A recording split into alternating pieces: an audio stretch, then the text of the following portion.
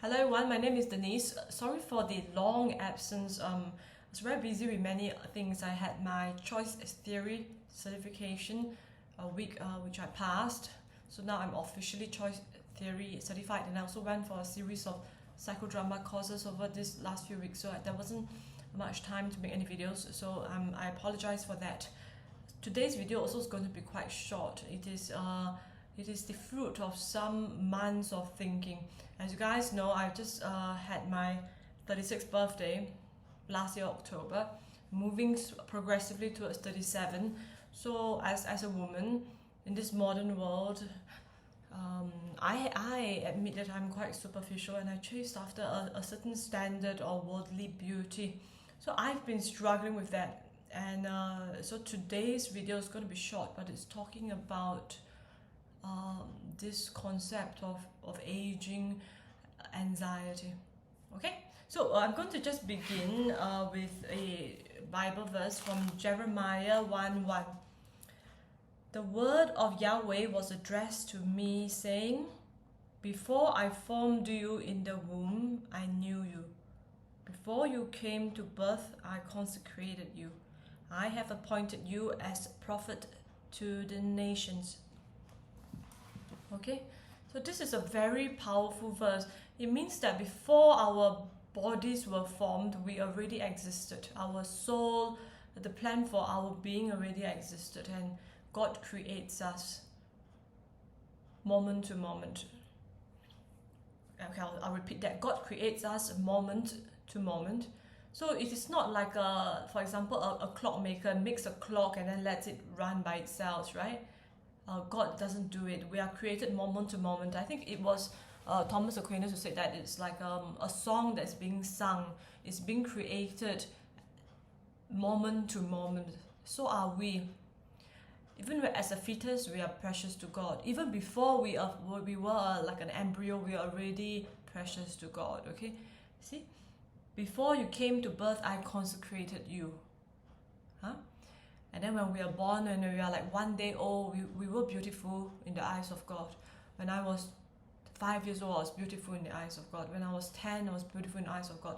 When I'm 35, I was beautiful in the eyes of God.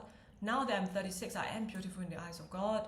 And moving forward, when I'm 40, I'll still be beautiful. When I'm 50, when I'm 60, when I'm 80, when I'm 85, I'll still be beautiful in the eyes of God. God creates me moment to moment, and every single time He creates me, He thinks that this is very good and this is very beautiful.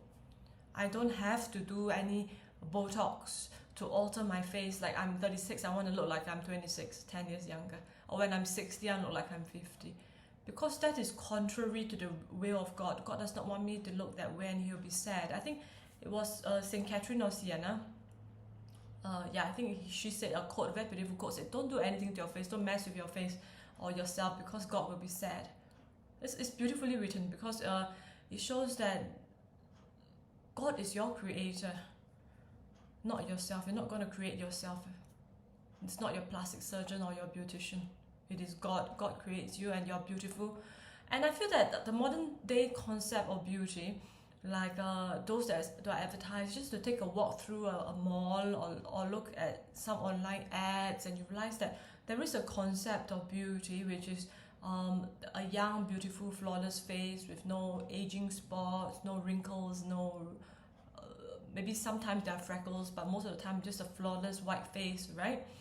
So that is the modern concept that is espoused by advertising, and I get what they mean. They want to sell beauty products to keep your face young, and it's like an impossible task. So you keep pumping lots of money, buy more products or procedures to keep yourself young, and then that fuels that part of the economy. But if you think about it, it don't make sense. There are beautiful women at every age, right? And there's a whole big spectrum of women that are considered beautiful.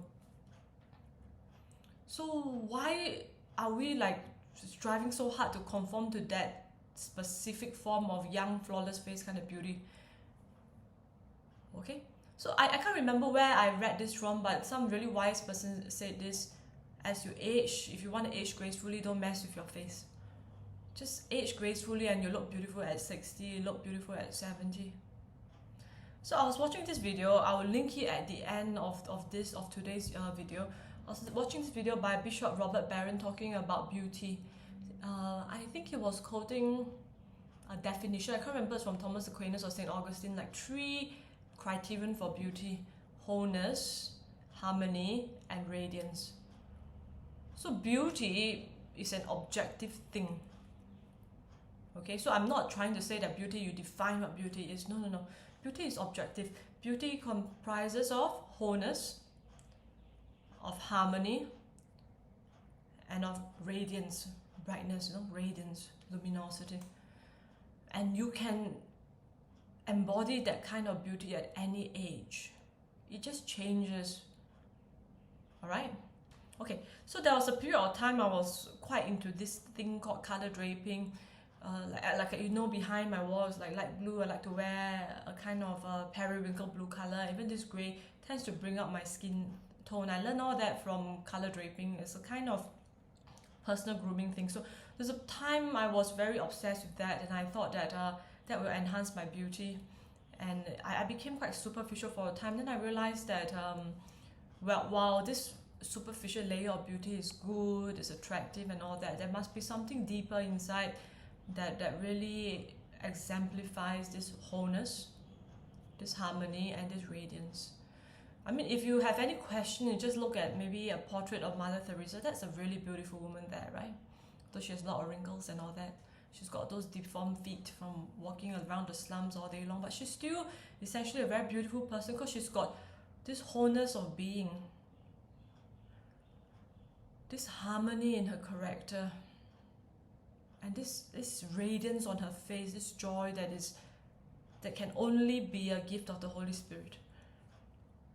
So that profound inner character and wholeness, it really shines through, and surprisingly it can also be captured on camera. So my challenge to myself and to you today, all of us who are on this path of aging that is irreversible, is just to embrace the fact that God created us in the womb. But before I formed you in the womb, I knew you. Before you came to birth, I consecrated you. I appointed you as a prophet to the nations. God already loves us so much, and He is so proud of His creation. Don't mess with it. We don't have to mess with it. There's nothing that we can do that will make it even more beautiful than it already is. You don't need a Botox or a facelift. Just graciously grow old. Graciously let God create you moment to moment. So thank you everybody. I hope this video was helpful to you. And if it was, kindly press like, share and subscribe. Thank you so much and God bless.